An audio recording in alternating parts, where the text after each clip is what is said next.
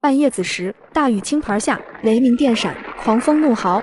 上古村后山里，2名男子冒着雷雨狂风，抬着一麻袋往深山里走，麻袋上面还捆着一把锄头、一把铁锹。一盏茶时间后，又冷又累又怕的2人终于停下来，麻袋随手往地上一丢。就这里的，这里够深了，除了村里那个外来户，谁也不会往这山里跑，那人发现了估计也不会管。顾老大家的老二顾来银喘着粗气对大哥顾来金说：“就这里随便挖个坑埋这里吧，听说山里有狼会吃人，我们把人埋了，快下山吧。”老大顾来金本没有那么害怕，听自家弟弟的话后也害怕起来，摸黑解下绑在麻袋上的锄头铁锹，丢给弟弟一把锄头，手接吩咐：“你挖我撬。”凭啥让我挖？来银不情愿，但也没说出来，毕竟他从小就干不过大哥，每次反抗之后都会被揍很惨，这会儿只能心里避避，行动上还是乖乖拿锄头在旁边挖坑。枯树叶糜烂而成的土壤本就松软，加上雨水的浸泡，虽然有纵横交错的根阻碍着，但一锄头下去就断了。许久过后，大坑挖好，差不多了。突然麻袋口的绳子松开，一双手从里面露出来，手指轻微动了2下。夜黑的缘故，两兄没看到顾来银早就不想挖了，听大哥的话，丢掉锄头跟他大哥合力拖拽麻袋往坑里推。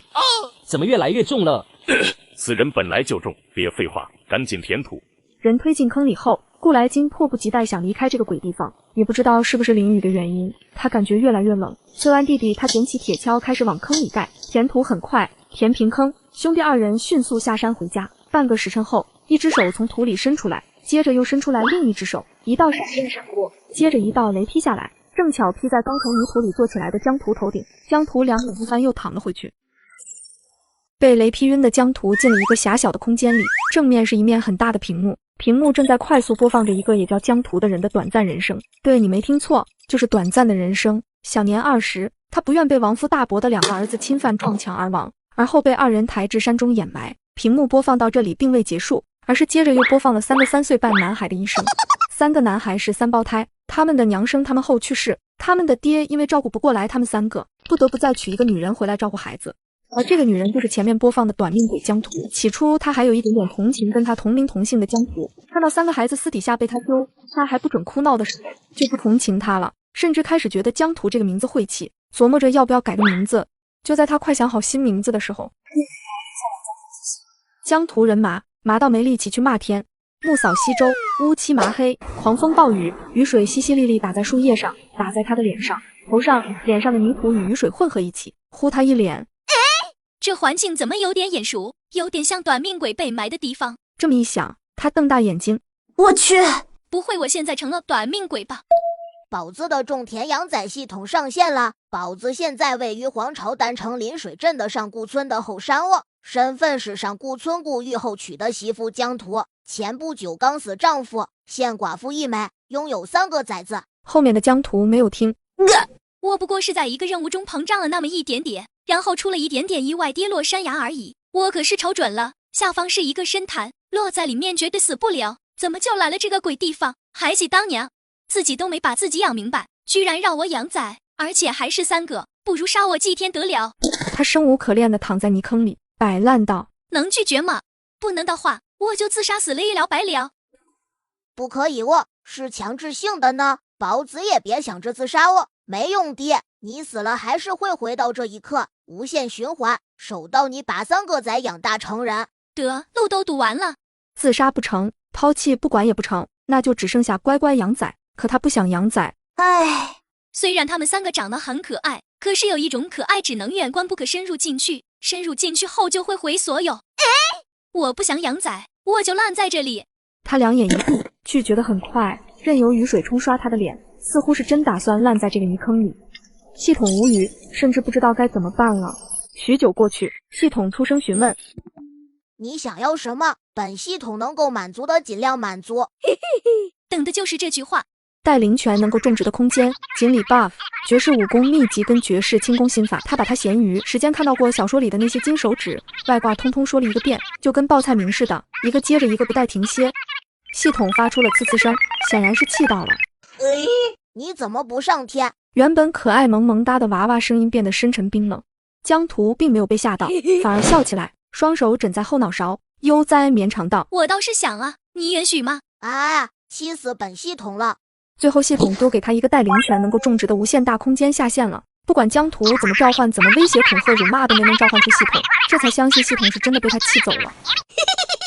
则脾气不小，正好我也不喜欢有个系统盯着，那样浑身不自在，仿佛身体里住着一个老妖怪，而且还是时刻盯着你的那种。爬出泥坑，随手薅一把能够止血的草，边揉搓边往山下走，揉搓好手接往额头豁口处一盖，就这样捂着手到不流血了才松手。只因女人不愿被亡夫大伯的2个儿子侵犯撞墙而亡，而后被2人抬至山中掩埋。万万没想到的是，一觉醒来却喜当3胞胎后娘。接上回，江图走回村，他没回家，而是绕过原主家，不对，现在是他家了。然后停在亡夫大伯家院墙前，下一秒轻轻松松翻了进去。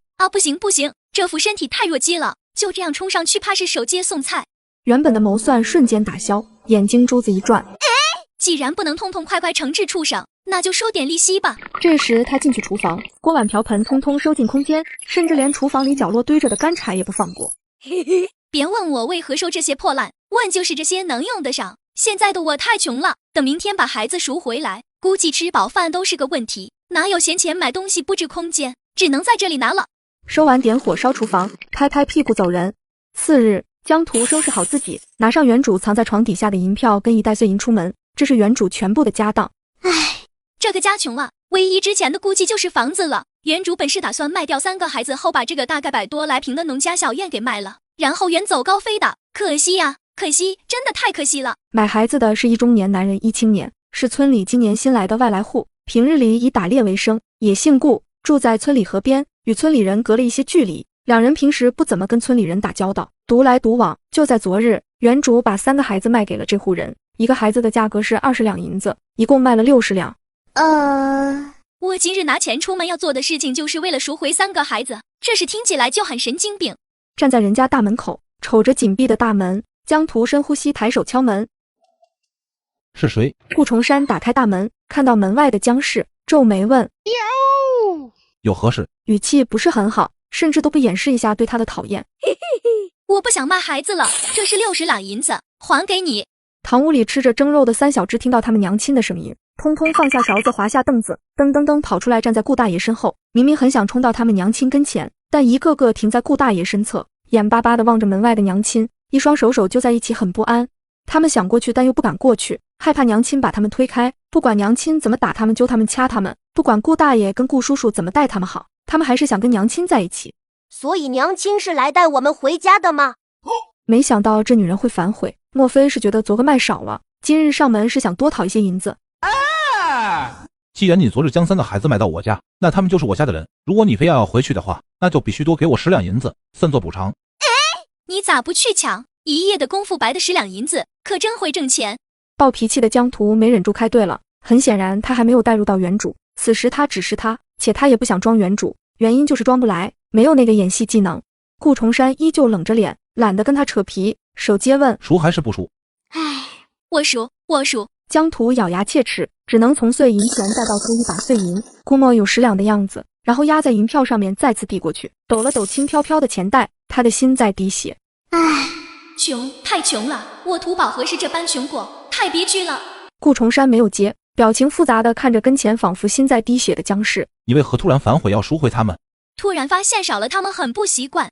说完这句话的江图感觉这样的理由好像不够说服人，他又说道：想着好歹我也带了他们3年，虽然没少打他们，可他们是我一把屎一把尿喂这么大的人儿，就这么轻易卖掉有点话不着，怎么地也得让他们给我养老送终吧。原主不能生这件事村里人都知道，3个孩子的亲爹也正是因为这点才娶的原主。这会儿他这样说一点毛病都没有，3小只打小就聪慧，1岁能跑会说，如今3岁半的他们说话口齿伶俐。这会儿听完他们娘亲的话，3小只不淡定了，争先恐后表现：我们要给娘亲养老，要给娘亲送终。老大顾子义第一个说道：挣好多的银子给娘亲花，给娘亲买好多金银首饰，以后娘亲嘎了还给娘亲打金冠。哇哦！对，娶听话的媳妇伺候娘亲，我要娶5个伺候娘亲。老三不甘示弱，把隔壁大哥哥哄娘亲的话借来用用。顾重山嘴角抽了抽，屁大点孩子就想到娶媳妇了，知道媳妇是啥不？就说给你娘娶听话的媳妇伺候你娘，还5个，可真会想，就这哪个姑娘愿意嫁给你这个糟心玩意？胳膊拗不过大腿，好吃好喝伺候着3个孩子，3个孩子依旧要回他们的后娘身边，他能怎么办？还能把人家母子拆散开不成？既然这样，那就放他们回去算了，希望这个僵尸能好好待他们吧。原本我家买这3个孩子也是看他们可怜，打算给我那儿子当亲儿子养。如今你既然要赎回去，那就要好好待他们。虽然不是你亲生的孩子，但这3个孩子是知道好的孩子，好好养着，将来有你的福气。江图抽了抽嘴角，哪里？3个男娃有个屁的福气，一个儿子吃穷老子，现在有3个，光想想都知道接下来的日子有多忙，累都累死了，哪有命去享福？嘿嘿，当然不可能累死。顾崇山不知道他心里在想什么，也不想知道，他只抽了60两的银票，碎银没有要。银票抽走后转身进屋，没再管3个孩子。不用贴10两银子的江图心情甚好，谁让他现在是个穷比呢？走了，我们回家。娘亲，你额头怎么啦3小只高兴得不得了，但他们没有现在跟娘亲走，转身跑回堂屋，给刚坐下的顾大爷磕头。谢谢顾大爷。谢谢顾大爷，谢谢顾大爷。门口的江图磨了磨牙，哼，原主真不是个东西，这样乖的孩子怎么舍得给卖了？好在这魏大叔拦截买了下来，要是卖给了原定的买家，3个孩子哪能这般幸运？指不定已经被转手卖去了别处，找都找不回来。顾崇山把3个孩子扶起来，笑着挨个摸3个孩子的脑袋。跟你们娘回去吧。好，以后我们会常来大爷家。好，好。顾崇山被安慰到了，看一眼桌子上还没吃完的饭，又叫住3个孩子，对门口的僵尸说：“你先回去吧，让他们吃完再回去，倒掉浪费。”江图也没矫情，转身走了。走了没多远，迎面碰到一位瘦得跟竹竿、脸色极差的妇人。继承了原主记忆的他知道这个妇人叫陈来娣，是邻居。哟，这不是顾玉家的吗？咋的了？这是良心发现过来看孩子了，还是要把孩子买回去？顾玉死后，陈来娣看到丈夫顾大柱跟原主说话，有时候还帮原主干活，误以为原主耐不住寂寞勾搭她男人，对原主眼睛不是眼睛，鼻子不是鼻子，见面总是要呲2句。江图不是原主，不会跟原主一样不吱声，惹人更加怀疑。手接对上跟前的妇人，对呀，良心发现了，不仅来看孩子，我还把孩子给赎了回来。我可不像陈大姐你，把自个亲生的孩子卖了，看都不去看一眼。哎呦，瞧我这气性，我都忘记了陈大姐，你根本就不知道你那些闺女被卖到了什么地方。我说陈大姐啊，我卖的不是亲生的娃可以理解，可陈大姐你亲生的娃你是怎么舍得卖的？而且还都是女娃，你可知作为女娃被卖会经历什么？她们可能会被送到那种地方。陈大姐你知道我说的是哪种地方吧？你说要真到了那种地方，陈大姐你这不是在作孽吗？我听说作孽太多的人会生不出来儿子，陈大姐一直生不出儿子，不会就是因为这个原因吧？哪疼就刺哪。说到这里他并没有停下来。陈大姐，我觉得你想生儿子还是要把那些卖出去的亲闺女找回来，说不定找回了那些亲闺女，你就能生出一个儿子了。儿子2个字就像是陈来娣的魔咒开关，听完江图一口一个儿子，陈来娣发疯了。我跟你拼了！我要撕了你这个不要脸的娼妇！陈来娣手中盆砸向江图，张牙舞爪扑上去，是要把江图大卸8块。江图脚步一挪，他以为他能够完美很帅气的躲开，结果只堪堪躲开，就差那么一点就被砸脸上。这副身体太弱鸡了，就是一普通人，从未习过武，即便我脑反应正常，可身体跟不上他的节奏，这样子就好比打开新下载的游戏，然后电脑配置跟不上，要么死机，要么蓝屏。还好我只是闪了一下。你家那个男人也就你陈来娣当个宝贝，他在我眼里就是一坨屎，要不是家里缺个干活的人，我都懒得搭理他。癞蛤蟆想吃天鹅肉，也不看他配不配。放完话呸一声后抬脚走了。既然不稀罕我家男人，那你还勾着我家男人，江图你就是个不要脸的贱人，死了男人耐不住寂寞的荡妇。3小只快速吃完出来，听到隔壁大婶骂娘亲，他们顿时不依了，围着陈来娣一人一句：不准你骂我们娘亲！老大凶巴巴像个龇牙咧嘴的狼崽子，你才是贱人！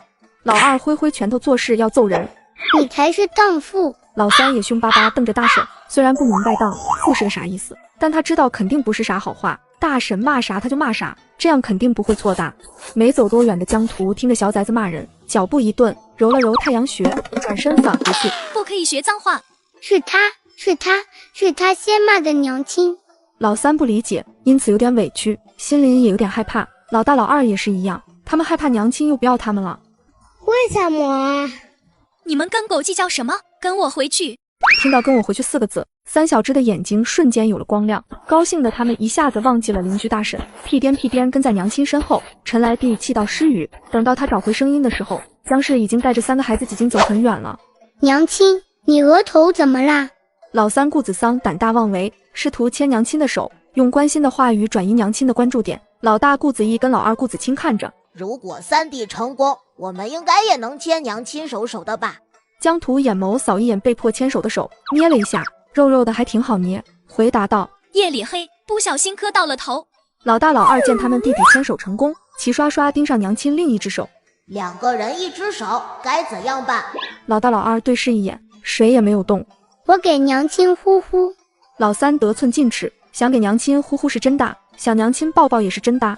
算盘的声响打得江图都听到了，他挣扎了一下，最终把小老三提起来抱在怀中，掂了掂发现小家伙还挺沉，果然没有白吃。老大老二仰头巴巴望着，羡慕哭了，暗骂弟弟鸡贼不要脸。娘亲还疼吗？你以为你吹的是仙气啊，一吹就不疼。这话江图没说出来，怕伤了孩子的一片赤诚之心，只能昧着良心微笑撒谎。不疼了。娘亲骗人，我手摔破皮流血的时候，大哥给我吹吹多还疼。既然知道吹吹不能止疼，那你问个的啊。他这娇弱的身子抱着这个小家伙有点吃不消，便把小家伙放下来。顾子桑以为自己惹娘不高兴了，站在原地不安地揪手指，看他这样江图突感头疼。明明原主对3个孩子很不好，可这3个孩子就跟有受虐狂似的，还是很喜欢他们的娘亲。果然这缺爱的孩子为了爱自甘作贱。他心底叹气，停下脚步解释道：你太沉了，我抱着手酸脚累。那我以后少吃点。顾子桑为了娘亲的抱抱豁出了肚子。我们以后也少吃一些。你们要是想一辈子这般爱，那就可以少吃一点。不过我是不会养3个小矮子，小矮子保护不了我。说完这话抬脚走了，懒得管3小家伙。3兄弟赶忙跟上，嚷嚷着表现。娘亲，我以后多多吃饭。我也多多吃饭。我也是，我还多多吃肉。他们说吃肉长高高。还想吃肉？咱家穷的都快揭不开锅了，往后只怕与肉无缘了。那我不吃了，我多多吃菜吃饭。揭不开锅了。江图故意重复这一句，想看看3小只会怎么样。那娘亲还是把我们卖给顾大爷吧。老大说完，老二老三点头，他们跟大哥一样的想法。哪里？什么玩意？等我们长大了，学得了顾叔叔的本事，我们再回来孝敬娘亲。老大说道。老二老三点头，大哥说的话就是他们要说的话。江图再次愣住，意识到自己误会了3小只，他有些哭笑不得，决定不逗3小只了。逗你们玩的，既然把你们赎回来了，那肯定会让你们吃饱穿暖。那还会打我们吗？老三小心翼翼询问娘亲，小心翼翼望着娘亲。老大老二也一样，他们也望着他们的娘亲，也想知道娘亲的回答。扫一眼身侧的3小只，江图笑了笑，笑容很温柔，像春天里的风。然后他薄唇轻启，不会无缘无故的打你们。那就是还会打。3小只并没有失落，他们很容易满足，至少娘亲不会再无缘无故打他们了，这样挺好，真的很好。只要我们不犯错，娘亲肯定不会再打我们的。从明天开始教你们认字。读书识字并不是为了让3小只考取功名，他只是不想3小只将来成为睁眼瞎。至于3小只想不想考取功名，那是3小只的事，想的话他就支持，不想的话也不强求。哪个挨千刀的点了我家房子，我的房子，我的儿啊！杀猪似的嚎丧声响起来，看着远处那烧了一半的那户人家，他撇了撇嘴。出门的时候看了一眼，没看到那户人的人影，也没听到谁嚎，还以为全都烧死了，没想到还有喘气的呢。一家子的畜生，没烧他真是可惜了。他没有过去看热闹，扫一眼望着那边的3小只，回家。3小只很不喜欢大爷爷一家人，因此没有一个去关心大爷爷家的情况，在娘亲的招呼下乖巧跟着娘亲的步伐。顾玉家的，你大伯家的老大老二烧死了，你不去看看？说话的是陈来娣的男人，长得猥琐矮小，张口就暴露了一口大黄牙，令人作呕。想不明白原主是怎么忍受得了这种人的靠近，虽然没让这人占到便宜，但眼睛被污染了，会瞎的好吧？看着他凑上前，江图尽显嫌弃，语气恶劣喝止：我操！你以后离我远点，一身臭烘烘，熏得我想吐。意思就是恶心到土鳖。前后态度让顾大柱接受不了，哪能听不出来，脸当场难看下来。不要脸的骚货！之前让劳资给你挑水的时候，怎么没见你嫌弃劳资？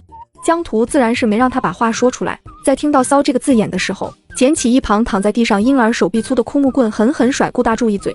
顾大柱嘴巴被甩一棍，鲜血手流，顿时红了眼，文字没出来就被江图给抽了回去。江图就对着他的嘴抽，即便对方捂着嘴巴，他依旧抽着，边抽边教训人：让你嘴臭，让你说脏话侮辱我儿子的耳朵，老娘抽不嘎你！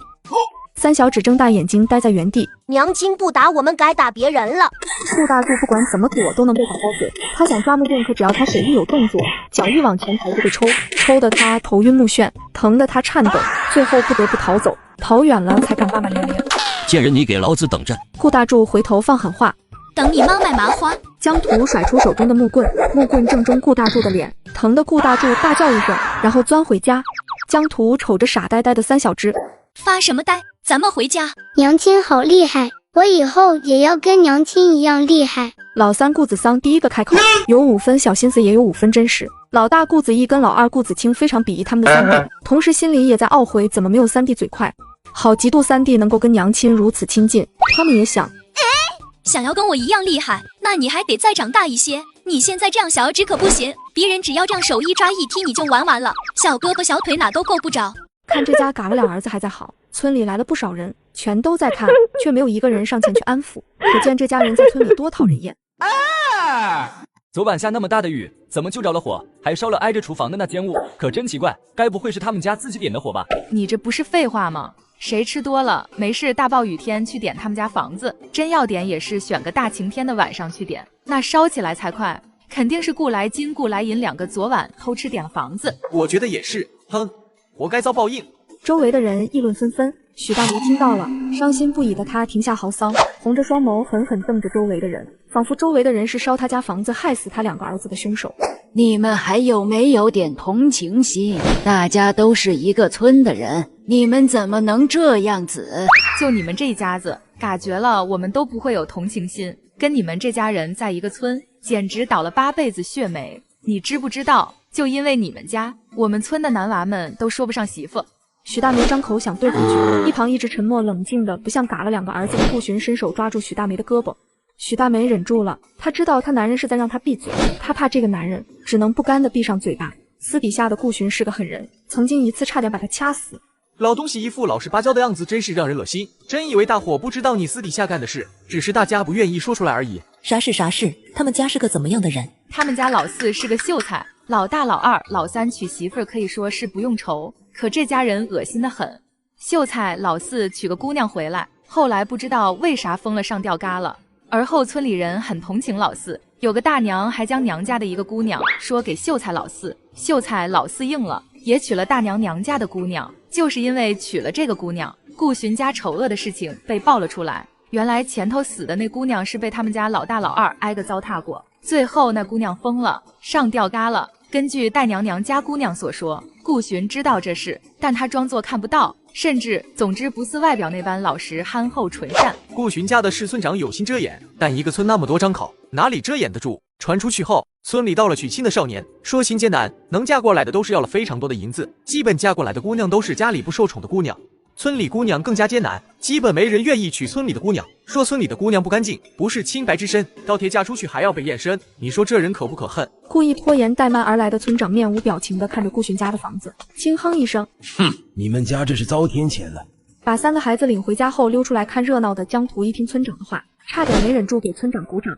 村长牛啊，开口就往人家心口插刀子，牛的不能再牛了。我决定以后要跟这样牛的村长做朋友。他挤到村长身后方，嫣红的小嘴一张：“村长，这家人都遭天谴了，还有这干啥？赶紧把这家人赶出村！”村长听到熟悉的声音，皱眉偏头看过去，看到顾玉家的江氏，脸色更加不好。你什么时候离开上顾村？3孩子都卖了，还死赖在上顾村做什么？我的事稍后说，先把这遭天谴的一家处理了先。村长，你觉得呢？江图正兴致满满的给村长出主意。他们要是不愿意出村，村长你就威胁他们，就说他们若不离开村，就把他们家的那堆破尸捅出去，当他们家老四被剥夺秀才的名头。你这样说出来真的好吗？怎么我们就没想到用这个威胁顾寻家，这样也不至于受顾寻家的气。顾寻仰口就凶狠瞪着江图，一副恨不得撕了他的模样。瞪什么瞪？显得你们眼睛小啊！再瞪我就去镇上给你家老四宣传宣传，说他为了读书娶妻贪墨，妻子嫁妆不算，还无视妻辈子家俩哥哥个欺负。碍于顾寻家老四是秀才，能说会道，还有镇上的关系，那件事并不是什么好事，大家也就心照不宣的没拿出来说。这个时候江图拿出来说，大家也很默契的抓住这次的机会。村长，这样的一家人尽早赶出去吧，就因为这一家人的事，林子的未来亲家要给林子姑娘验身，林子家的姑娘不堪受辱上吊，差点嘎了，还好发现的及时没嘎成。何止林子家，我家姑娘也是，还有我家也是。家里有姑娘的都纷纷出来说话，把心里的不满通通说出来。众人一人一句，如那菜市场讨价还价时的场面，吵杂得很。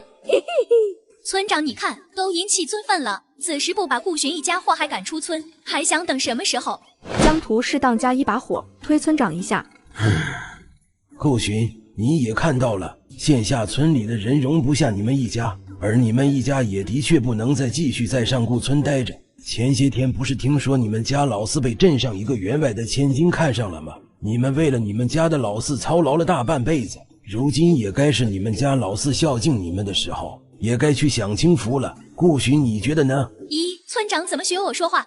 村长说的对啊，你们都这把年纪了，应该去享福才对。前不久我去镇上还看到你们家老西带人家姑娘去金银首饰店，我还在门外瞅了一会儿。好家伙，你儿子出手就给人家姑娘买了一根金簪，那家都能在镇上买一处跟你们家现在这处房子一般大的小院，只要你们家老四手头挤一挤，就能在镇上给你们买一处院子。你们干啥子还在这里挖泥巴？眼儿不就是为了防老吗？你们操劳了大半辈子，全家为了你们家老四读书做贡献，如今你们家老四有这个本事，你们做父母的应该懂点事，去镇上享福才对，这样也能让你们家老四安心读书，不用担心乡下的父母有个什么而分心。顾玉家的这位什么时候这么能说会道了？说的还头头是道。这女人今天是不是吃错了什么？怎么说话这般好听又耐听，好像没那么讨厌了。好了，行，我们一家离开上古村行了吧？此话一出，众人皆松一口气，脸上露出欢喜的笑容。许大梅这次乖巧没吱声，显然她也想去镇上享清福。就老四那样，能有清福给你们享？呵呵，天真呐！村长扫他一眼，差点忘记了这个祸害。你什么时候离开上顾村？村长，你在说什么？我怎么听不懂？你都把顾玉的3个孩子卖了，也有一把顾玉的房子卖了，你难道不是想离开？江图睁大双眼，一脸震惊的模样瞪着村长，然后倒他一耙道：村长，你在说什么？我什么时候要卖房子了？我什么时候说我要离开了？还有我什么时候卖崽了？村长，你别瞎说，我家崽在家里好好的呢。三小指在江图前脚离开后脚跟上，他们很聪明的找了一个视野好的地方藏了起来。见村长赶走了大爷爷一家后，要赶走他们的娘亲，他们再也藏不住了，赶忙出来站在娘亲身前。我们在家里好好的，娘亲没有卖我们。村长爷爷，娘亲没有卖我们。对呀，娘亲又把我们赎回来了。是的，娘亲还说以后不打我们了。江图扫一眼小老三，心眼还挺多，我可没说过这种话，我只说了以后不会无缘无故打你们，你们要是犯错了，那就仔细你们的皮。顾子桑心虚了，他只是有一点点小心思，娘亲应该不会怪他的吧？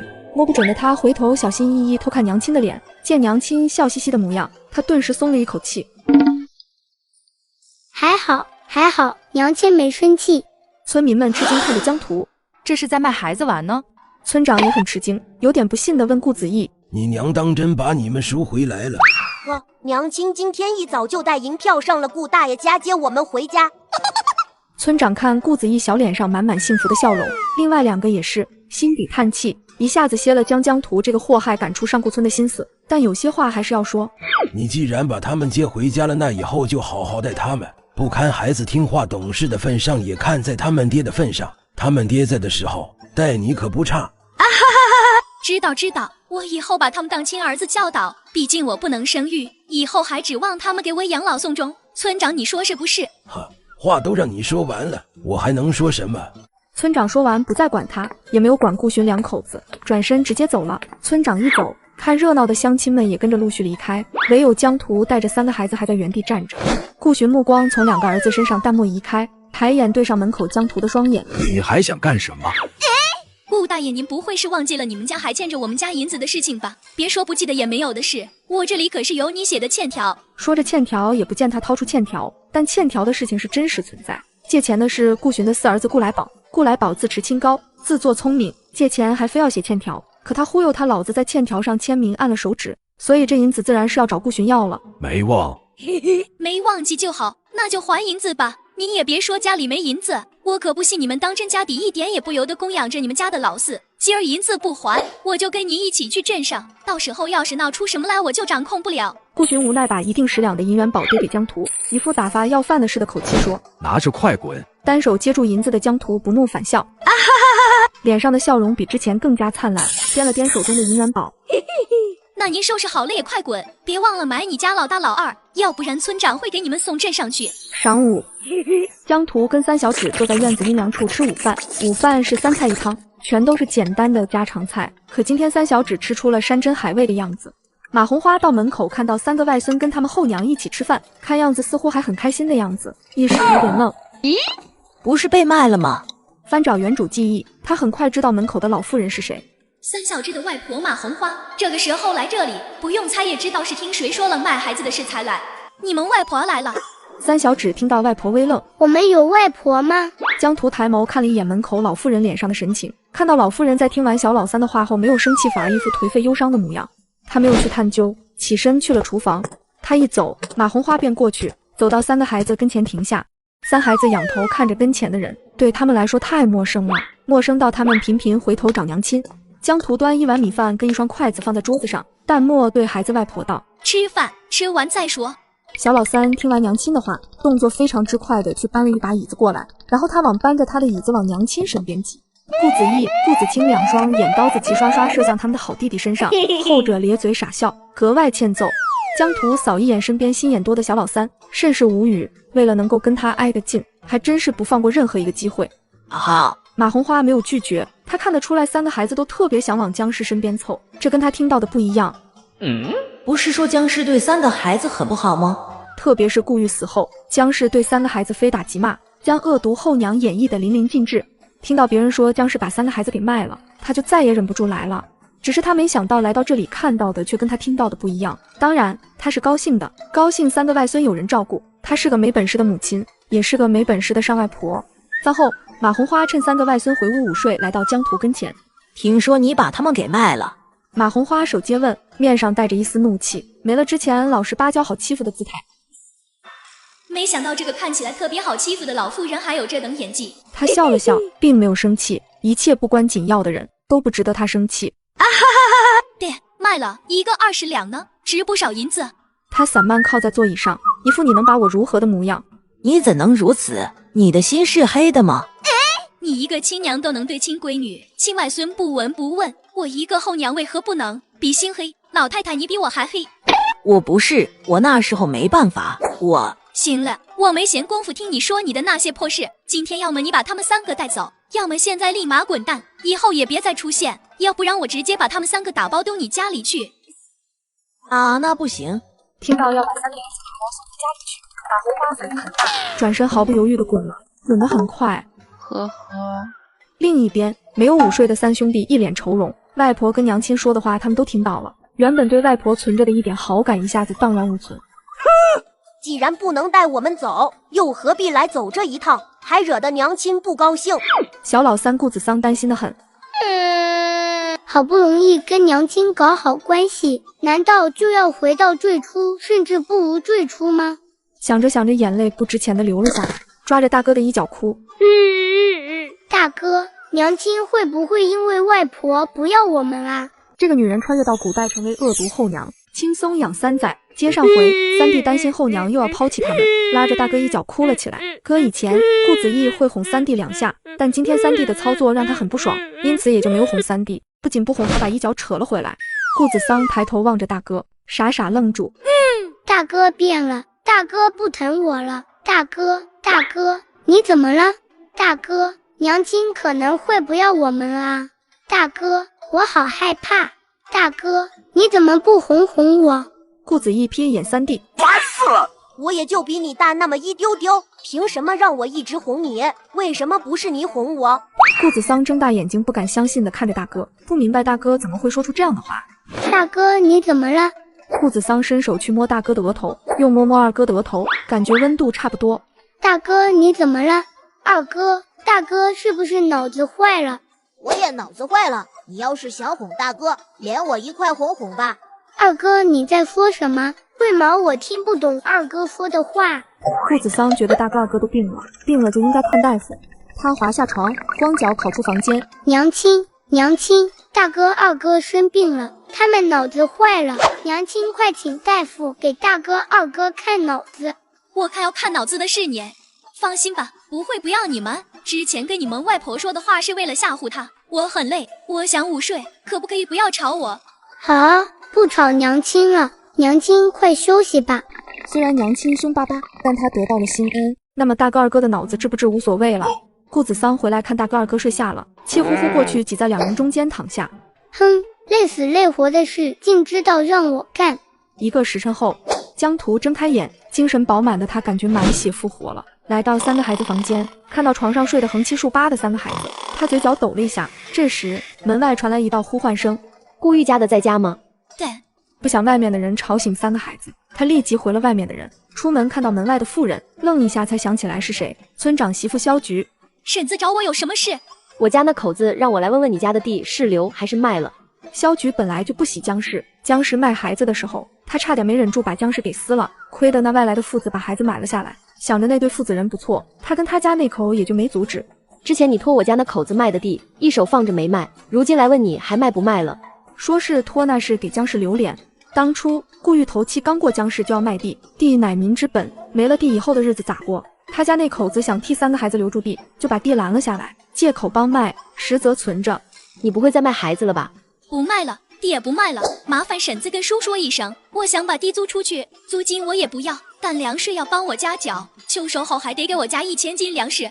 你家一共有15亩地，除开粮税，再另外收1000斤粮食，不收租金的话有点亏。婶子跟叔看着弄吧，反正的我要租出去，我种不了地，种得了我也不想种，我空间里那一望无际的把它种枯都种不完，姐也不想把时间浪费在刨土上。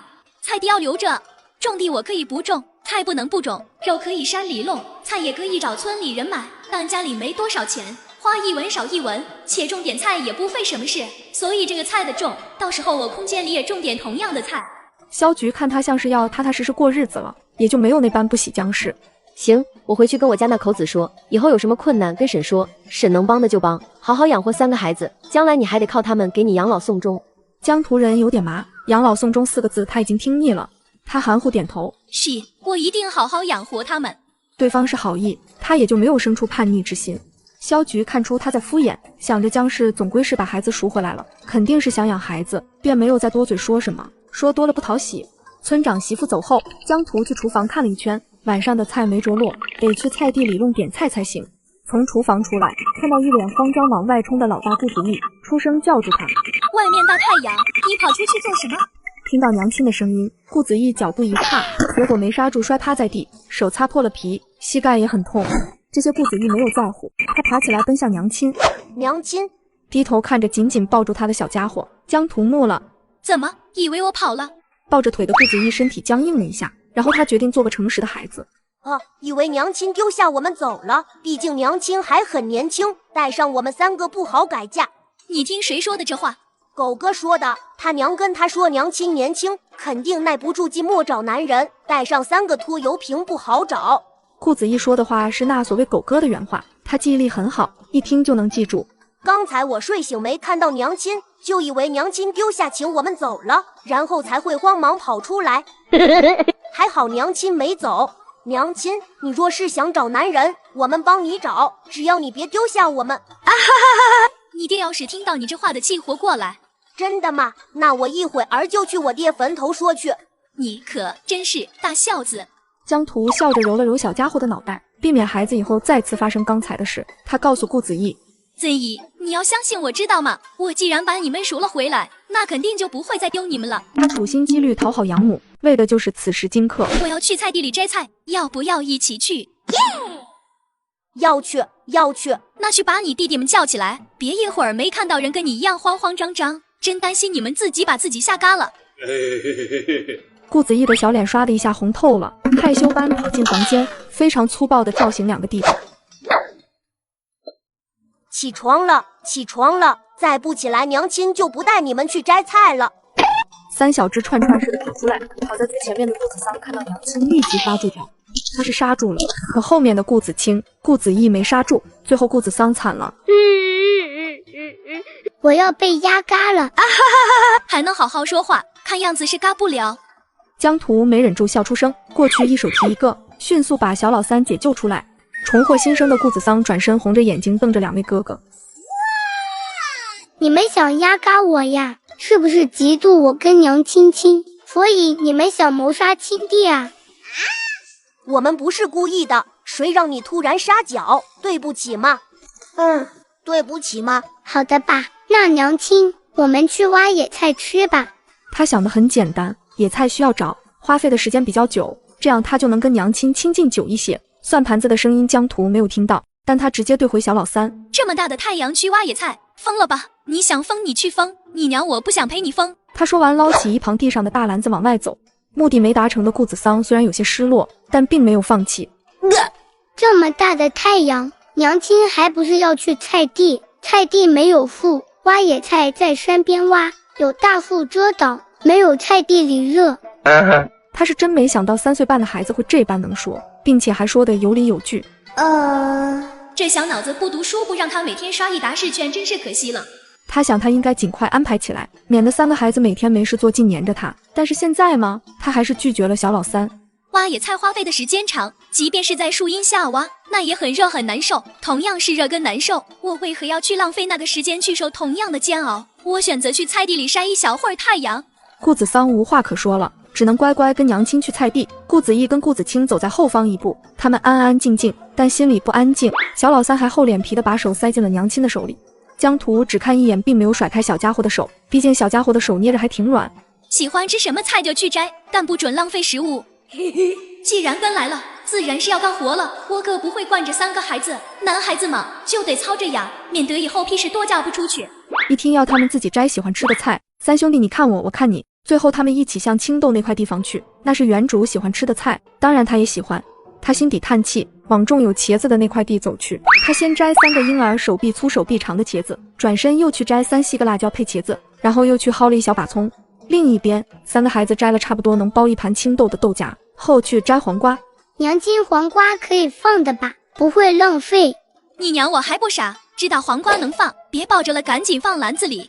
篮子里有青豆、茄子、辣椒、葱，还有西红柿2个。按道理来说，西红柿不应该存在，但它又的确在地里。不仅他家地里有，附近别人家的地里也有。唯一的解释就是他穿的这个古代，跟他学历史知道的古代不一样，亦或者说这个古代根本跟他的那个世界没有任何联系。三兄弟摇头，我们抱着回去。对，我们抱着回去。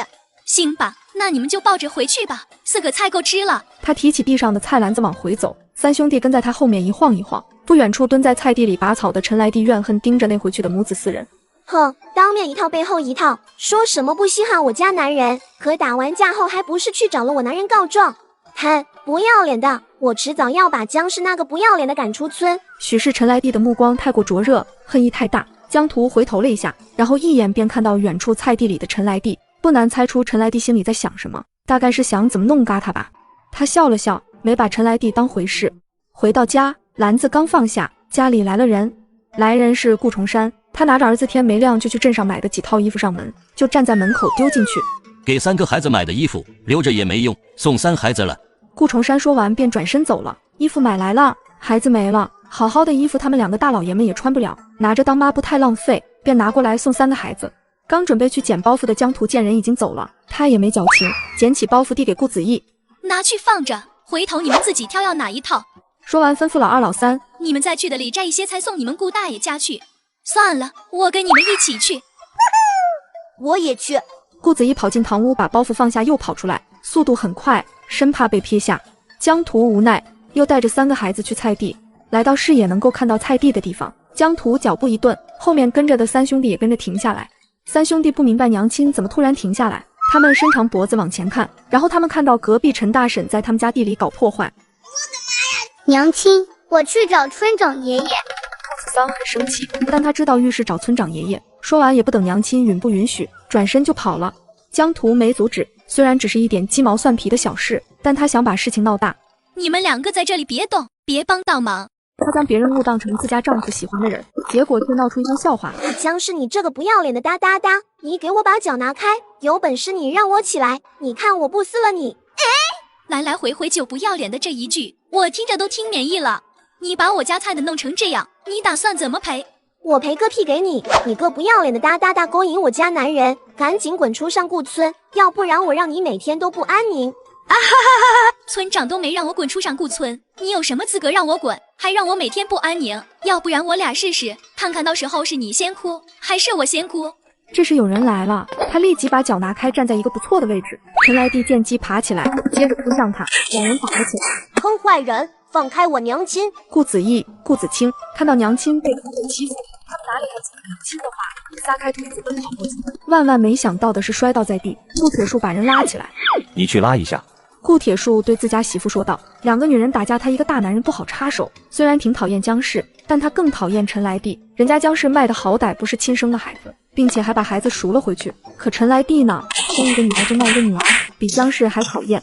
你俩别过去添乱。”顾铁树捞住两红的眼睛，向冲过去的孩子夹在两边隔鸡窝下，心底骂姜氏也有点想不明白。他低头问两个挣扎要下地的孩子：“你们娘亲对你们又不好，你们怎么就死认她？”娘亲没有不好。对呀，娘亲没有不好。你们爹走后，你们娘亲打你们，然后卖了你们，她哪里好了？就是好，没错，娘亲是最好的。听到铁树伯伯说起他们的爹，两兄弟挣扎得更厉害。他们已经没有爹了，不能再没有娘亲。娘亲现在被人欺负，他们要去帮忙。顾铁树见两个孩子情绪很大，不再逗他们，放柔声音说：“由你们大和婶去帮忙，你们娘吃不了亏。你们人小，去了帮不了忙，回头还得让你们娘亲分心。”被推倒的陈来弟瞪着多管闲事的陈大河，爬起来冲陈大河吼：“陈大河，你是不是有病？这是我跟他的事情，你多管什么闲事？看你不顺眼，这个理由可以吗？”陈大河傲慢完翻白眼，转头看姜氏家乱得不成样的菜地，皱紧眉头教训人：“你两个真是造孽，这么多菜让你们给糟蹋了，知不知道浪费食物无耻？”偷摸把自己头发弄成一团糟，看起来很惨的江图举起自己的手：“大河姐姐，我有话要说。”陈大河一脸见鬼似的回头看姜氏，怀疑身后的姜氏被鬼上身了，要不然怎么会叫她大河姐姐？娘娘，鸡皮疙瘩起了一身，太吓人了。大河姐姐，糟蹋菜的只有陈来弟一人。我带孩子来摘菜，就看到陈来弟在我家菜的疯了似的把我家的菜。大河姐姐，你可要为我做主啊！你给我正常点。陈大鹤是真的受不了这样的姜氏。好的。姜图一秒恢复正常，但他的眼睛还是很红，加上他长得本就一副我见犹怜的模样，稍微眼睛一红就让人忍不住想保护。我要是个男人，估计受不了。也怪不得顾玉死后，村里不少男人觊觎姜氏，其中陈来弟的男人就特别热衷，也怪不得陈来弟找姜氏的茬。终于，村长来了。顾子桑看娘亲被欺负得不成样了，越过村长爷爷跑过去抱住娘亲，一阵心疼。娘亲，你疼不疼啊？顾铁树也带着另外两个孩子过来，顾子义跟顾子清也跑过去抱住他们娘亲，哇哇大哭。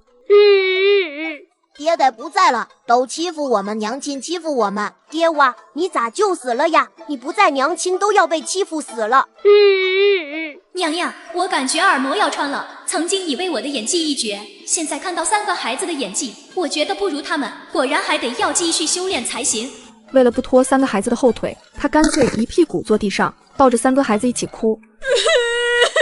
相公啊，你怎么不把我一起带走啊？你把我带走的话，我也就不用被欺负了。我造了什么孽啊？老天要这样对我？看着抱在一起哭的母子四人，陈大河抹了一把眼泪，对村长说：“我跟我男人可以作证，就是陈来弟欺负姜氏，他还把姜氏家菜地的菜拔了，多好的菜啊，就这么给糟蹋了，真是造孽。”顾铁树扫一眼的抱着三个孩子一起哭的姜氏，嘴角抽了抽。我媳妇没看到，我可是看到了姜氏故意把自己衣服扯开一些，头发还弄乱。不得不说，这女人是真的诡计多端。但我媳妇都这样说了，也不能拆媳妇的台，否则今晚房门都不能进。拔菜是真，打人也是真。顾铁树夫妻两人这样说，陈来弟是一点反驳的意思都没有，但他那是有原因的。他狰狞的一张脸指着还有脸哭的僵尸，大声告诉村长：他勾搭我男人，我难道不应该打他？你胡说，明明是大柱叔想对我娘动手动脚，今早我们回去的时候就拦着我们，被我娘亲用棍子打跑了。明明是你们欺负我们娘亲。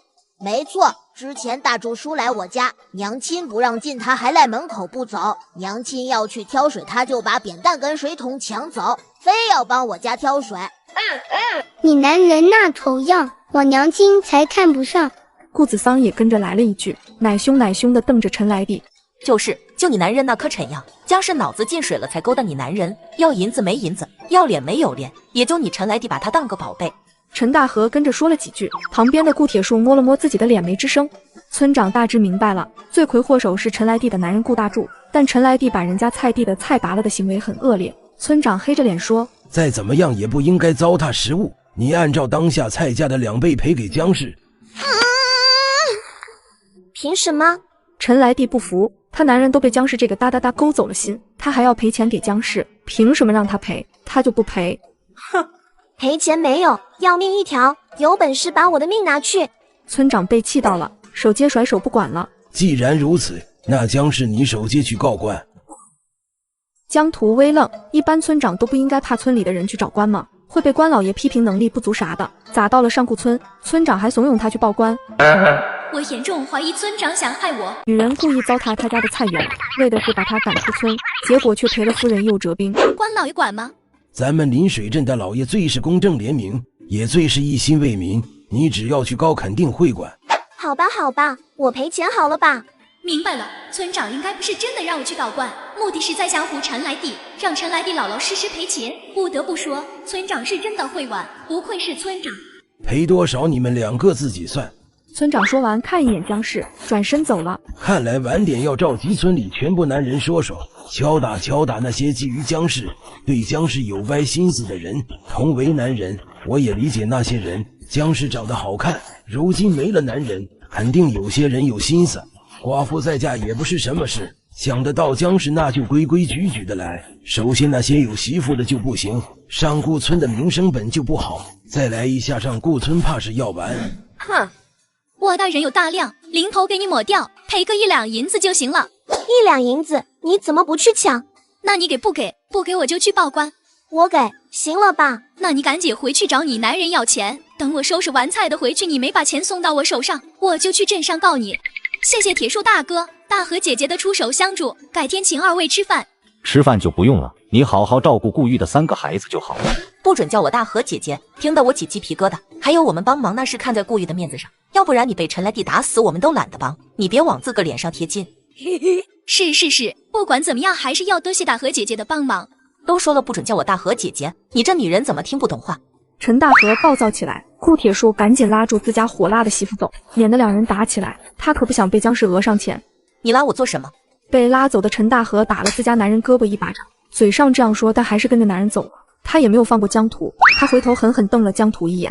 啊哈哈哈哈！别说哈，这大姐还挺可爱，把这些拔了起来的菜收拾收拾，还能吃的收拾出来搁在一边。3兄弟没有动，他们仰头看着他们娘亲的脸，被他们用关心的眼神看着。江图有点虚，我没事，头发、衣服和脸都是我自己弄的，我没有受伤。真的吗？当然是真的了。我跟你们说，有时候装弱一点好处多多，不仅能让人偏心，还能达到自己的目的。娘亲的目的是让那个坏女人赔银子，对吗？没错，这些菜拔了再回去肯定是再不活了。虽然看起来只损失了一些菜，不是很值钱，但这些菜原本是有生命的啊，它还能结菜长菜。想想那些还未长出来结出来的菜，损失是不是很大？娘亲，你应该让坏女人赔2两银子。啊哈哈哈！你比我还黑，不过这次就算了，下次她要是还找咱们事，就让她多多的赔。下次坏女人要是再拔我们家的菜，就让赔2两。陈来弟回到家，进屋看到床上打呼噜的男人，他看向男人藏银子的地方。找大柱要银子，大柱肯定不会给，不仅不给，肯定还会打我一顿。那我偷偷的拿，只要大柱不知道，就不会挨打挨骂了。许是做贼心虚，陈来弟掏床底下藏钱罐子，脑袋撞床板上，撞的还有点重。床上打呼噜的顾大柱被惊醒，睁开眼睛坐起来，摸一把脸，看到床下一双脚在那伸着，半迷糊的脑瓜瞬间清醒，下床抓住那双脚把人拖出来。陈来娣被硬生生拖出来，怀中还抱着藏银子的罐子。顾大柱看到了，布满血丝的眼睛怒瞪着陈来娣，弯腰把陈来娣抓起来，一巴掌打下去。好你个死婆娘，胆肥了居然敢偷银子！你偷银子干什么？想跑吗？老子把腿给你打断了，看你还怎么跑！顾大柱说着就是一顿拳打脚踢，陈来娣受不住，拼命往床底下钻，然而刚钻进去一点就被拖出来。别打了，别打了，我不是要跑，我只是想拿1两银子赔给姜氏。村长让赔的银子，我不敢不给。赔1两银子给姜氏？你做了什么要赔1两银子给那个大？地里捡菜的江图鼻子发痒，打一个响亮的喷嚏，怀疑昨晚失血过多加淋雨有点着凉了。你们3一人抱一抱菜送去给你们的顾大爷，就说是谢谢顾大爷送的衣服。好，3兄弟一人抱了一捆菜走了。3孩子走后，他也抱了2捆跟满满压实了的菜篮子回去。快到家门口的时候，听到隔壁陈来娣鬼哭狼嚎的声音。不用猜也知道陈来娣在挨打，就这样的男人还当个宝贝，真不知道陈来娣脑子里装的是什么。是我早就把人踹了，男人嘛，世上千万，这个不行咱就换，没必要在一棵歪脖子的树上吊死，不值当。另一边，3兄弟抱着菜在大门口与准备出门的顾叔叔相遇。顾北燕一如既往面无表情，一脸的厌世。3兄弟说不出来的怵他，但又忍不住想靠近。他们觉得顾叔叔很厉害，如果我们跟顾叔叔一样厉害就好了，那样以后就能保护娘亲。拿回去，不要。可是这是娘亲让我们抱来的菜，娘亲说谢谢顾大爷送的衣服。行了，既然他们抱来了，就让他们放下，回头你送一只兔子或者野鸡过去就行。顾崇山开口，门口的顾北燕不再说什么，他越过3个孩子直接走掉，向山那个方向而去。3兄弟回头看着顾叔叔背着的弓箭，直到人走远看不到了，才收回目光，抬脚踏进门。你们娘亲又抽风了，这是把地里的菜都收了。3兄弟把菜放在堂屋门口边上，然后嘴巴多嘴巴快的顾子桑向顾大爷告状：不是娘亲抽风，是隔壁坏女人抽风，她把我家菜地的菜拔了，要不是我们跟娘亲去的早，地里的菜就要被霍完了。是那个陈来娣吗？对呀，她可坏了，活该她隔3差5被打。以前我们3兄弟没少见到陈来娣挨顾大柱打的场面，我见过最多次，还为陈来娣打抱不平来着，心里没少骂顾大柱呢。现在嘛，我只想说活该，都不是什么好人。顾崇山被顾子桑说话的语气还有表情逗笑，他是真的稀罕这个小老3，有时候跟个小大人似的，特别像小北小时候。顾大爷，顾叔叔是不是进山去了？对，咋了？想跟你们顾叔叔一起去？想去，但去了肯定拖后腿。我们也想去，但是村里人说山里有吃人的狼、熊瞎子，我们3个进山纯粹就是送菜，而且还不够狼跟熊瞎子塞牙缝，妥妥的一口一个。那怎么办呢？逗孩子老手顾崇山故意这般问，他毫无形象地坐在门槛上，边打扇子边等3个孩子回答。3兄弟还真的认真在想，想了好一会儿才想出来办法。顾大爷，可不可以让顾叔叔教我们本事啊？顾崇山等的就是这句话。这个顾大爷做不了主，你们得去问问你们的顾叔叔。那顾大爷你会吗？3兄弟没有见过顾大爷进山，所以不知道顾大爷是不是跟顾叔叔一样厉害。你们的顾大爷会是会，可是你们的顾大爷年纪老了，不太灵活，教不了你们，你们还是找你们的顾叔叔吧。顾崇山故意把3个孩子往小北那边推，只要小北能接，那就说明人还有得救。好的吧，那我们回头找顾夫妇。看这个女人一脸无奈，往地下丢下1两碎银，转身就走了。结果3兄弟看着地上的1两碎银，抬头对视。老二顾子清捡起地上的碎银，大哥3弟你们看，我捡到银子了。顾子义、顾子桑无语，两人望着子清，不知道他想干什么。哈哈哈哈！大哥3弟好笨笨。老二拿着银子跑进门，找到娘亲就把银子献上去。娘妻，我捡到了银子，给娘妻。江图看着子清奉上来的1两碎银，不太相信他说的话。你捡的银子？对呀，是我捡的银子。子清捡到银子，你们知道吗？知道，我们看到他捡的银子。在哪里捡的银子？平时1枚铜钱都能看到，这么一坨碎银不可能没人看到。子清看娘亲不停在问，想了想放弃了他之前的想法，如实告诉娘亲：刚才在门口跟那个坏女人碰到，那个坏女人把银子丢我们跟前就走了。听完子清的话，江图盯着跟前的子清，他怀疑子清是想赖账，不承认这一坨碎银是陈来娣给的赔偿。孩子还小，可不能养成爱撒谎的习惯，这个习惯一旦养成，那可不得了。你是不是想赖账？娘亲，对不起。知道错哪里了吗？错在不应该撒谎。对，不应该撒谎。不管怎么样，都不能对娘亲撒谎，知道吗？顾子清已经做好了被打的准备，谁知娘亲没有打他的意思，眼里满满的光亮，心里也很雀跃。我记住了，以后不会对娘亲撒谎。孩子都自己把自己吓着了，我要是再惩罚，心里不知道有多害怕。我也不知道这样教孩子对不对，反正随着我的心走。菜给你们顾大爷送去时，顾大爷有说什么吗？没说什么，他直接收了吗？江图有点不信，那个大叔一看就不是个善茬，高低应该会在3个孩子跟前说他几句坏话，上点眼药才对。我们在门口碰到顾叔叔，顾叔叔不收，让我们拿回去。后来顾大爷说收。娘亲，我想跟顾叔叔学本事。啥本事？江图好奇，原主的记忆里没有孩子口中的顾叔叔，所以他不知道孩子口中的顾叔叔有什么本事。打猎。打猎是你去打猎，还是猎物打你？娘亲，你想学就去学呗，只要人家愿意教。傍晚，母子4人在院子里吃饭。顾北燕拎着兔子来到3兄弟家门口，扔进去，转身就不见人影。是顾夫妇，我们送菜的时候，顾大爷有说让顾夫妇送一只兔子或野鸡给我们家。对，是他。江图听完孩子的话，嘴角抽了抽。孩子们口中的顾叔叔该不会是个怪人吧？正常人送东西不得打一声招呼，哪有直接丢进来就跑的人？唉，那娘亲，兔子什么时候吃？老大老二也看着娘亲。对，我们好久没有吃过兔子肉，都不知道兔子肉是啥味了。说实话，我现在有点馋麻辣兔头，现在只有一只兔子，就算是整了也吃不过瘾。江图瞬间打消了这个念头，起身过去提起兔子，发现兔子是活的。原本打算打整放空间里储存明天吃，现在他有了别的想法。要不咱们把兔子养起来吧，回头再抓一只母兔子配对，等母兔子生了小兔子，咱们就有很多兔肉吃了，到时候我也能吃麻辣兔头吃到过瘾了。一听娘亲要把兔子养起来，3兄弟感觉快乐木有了，但也没有说出来，都点点脑袋表示听娘亲的安排。兔不能吃，好造孽哦。看出3个孩子很想吃兔子，江图良心不安，决定明天还是把兔子红烧了，现在先不说，等明天做好了给3个孩子一个惊喜。另一边，顾北燕回到家，进门就被问：有去江氏家吗？对，丢了一只兔子。小北啊，你如今都17了，是不是该娶个媳妇了？别人跟你一样大孩子都有了。顾北燕回头冷冷扫一眼顾重山：你都没有娶妻，我急什么？我潇洒了几10年，头次被催婚，还是这个臭小子。我这把年纪了不好娶，你要是不想跟我一样，你就趁早娶个媳妇，免得跟我一样落得孤寡一人。嘴上说孤寡，心里乐得孤寡。他觉得女人碍事，一个人挺好。挺好。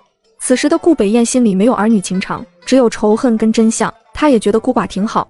我要疯早就疯了，你无需担忧，我也很清醒，不会冲动去送死。他都这样说了，顾重山还能说什么？只能作罢。饭后，因为家里没水，只能带着3个孩子去河边洗澡，自己再挑2桶水回来。空间虽然有灵泉，但那灵泉只有一个脸盆那么大，且每日泉水量有限。根据空间使用手册介绍，这个灵泉会变大，具体怎么变大还要自个慢慢摸索。这个只能等夜深人静孩子们睡了的情况下，我再进空间摸索了，得选个天时地利人和的时候给3孩子用。收拾好，带上3个孩子衣服，向河边那个方向走去。带3个孩子来洗澡呢？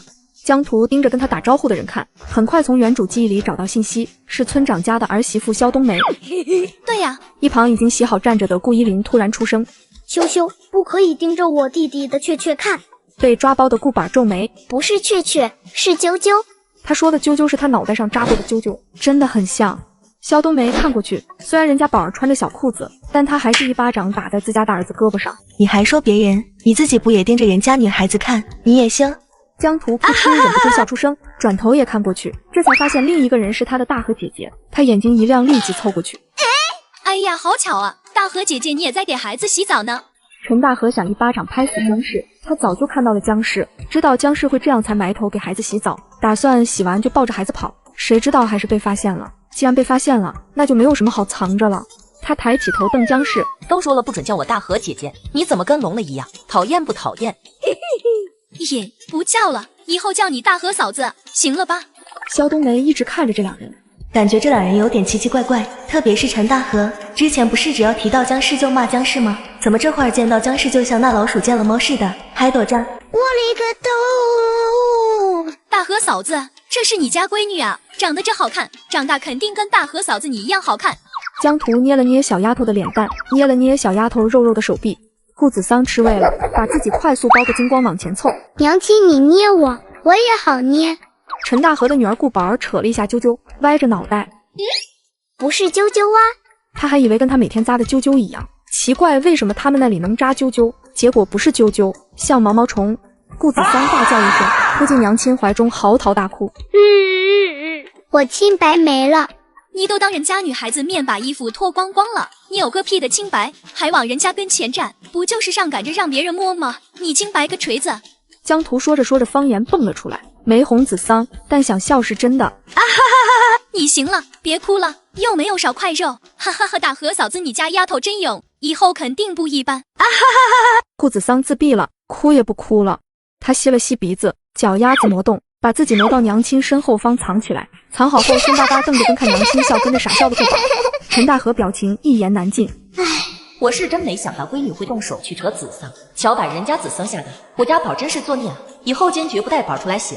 江图笑够了，揉揉发酸的脸，把身后的子桑扯出来。人都走了还躲啥？赶紧洗，洗干净好回家睡觉。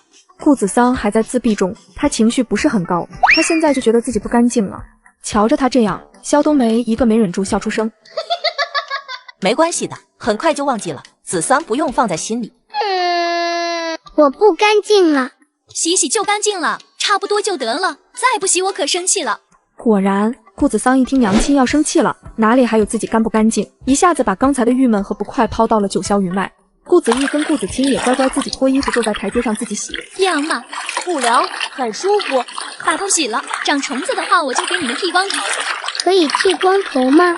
子桑眼睛闪闪发光，不喜欢洗头的他很想剃光头。原本是吓唬孩子的话，没想到孩子想剃头。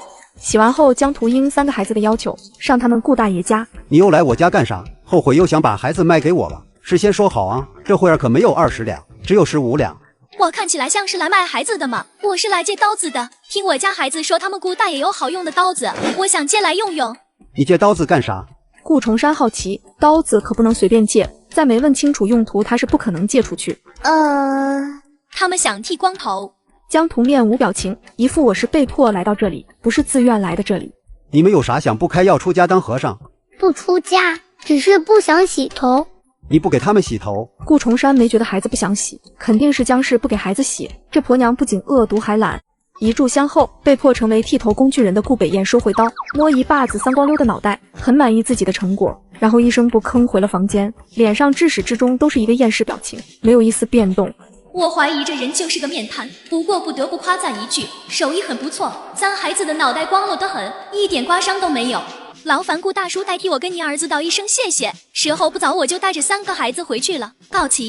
回去路上，3兄弟不停摸自己脑袋，感觉手感很不错。摸了一会儿不再满足，摸自己的脑袋，最后互相摸。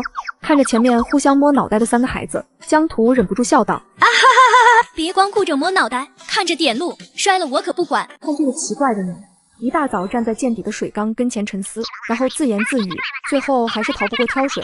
唉，为什么没有自来水？为什么顾玉修房子的时候没有在院子里挖一口水井？为什么这副身体这么娇弱？为什么？唉，还是认命去挑水吧，多挑几次估计也就能挑好了，就当是锻炼这副身体吧。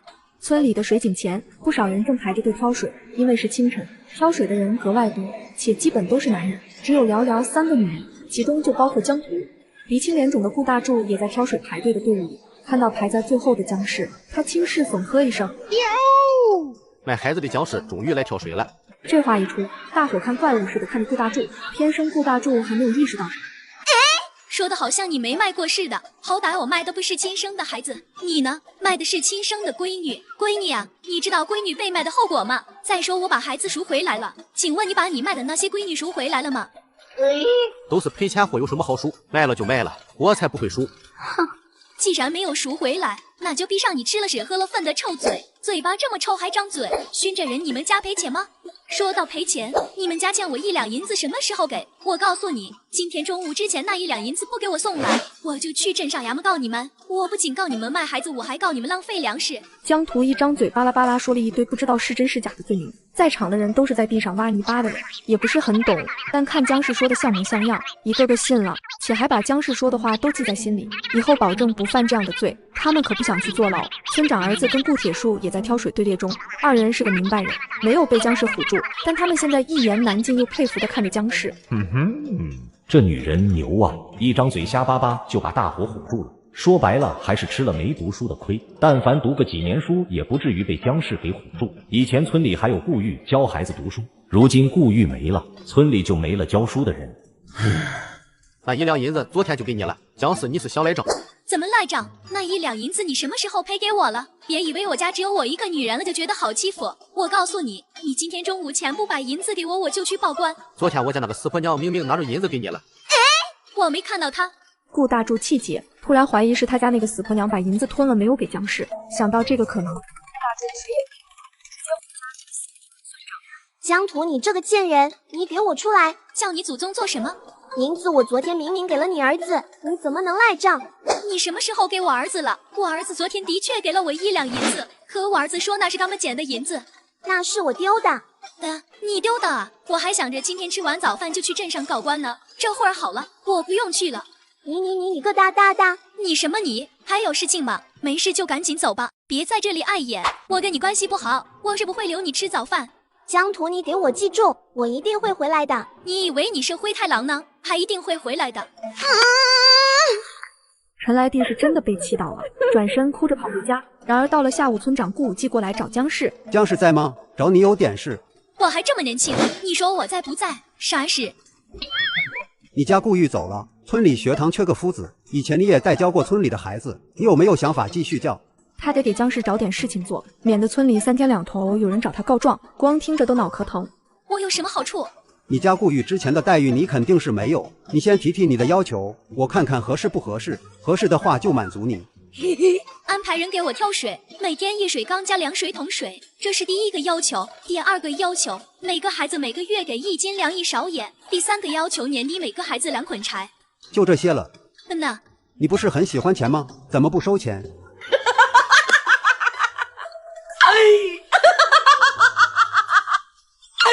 收钱他们还会把孩子送来让我教吗？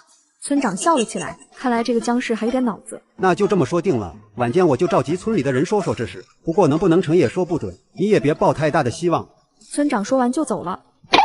江图眼睁睁看着村长离开。这村长是来溜我寻开心的吧？孩子家长那边都没有搞定，就来请我当夫子，说好要求认高兴以后有人挑水送盐，不用去镇上购买盐的时候，就给我泼冷水，逗我玩呢。真想追上去从后背踹村长2脚。3胞胎感觉到了娘亲想揍村长，他们小声对娘亲说：等我们长大了，我们帮娘亲揍村长爷爷。我自己的事情我自己做，同样你们自己的事情你们也要自己做。现在去把你们的衣服晾了，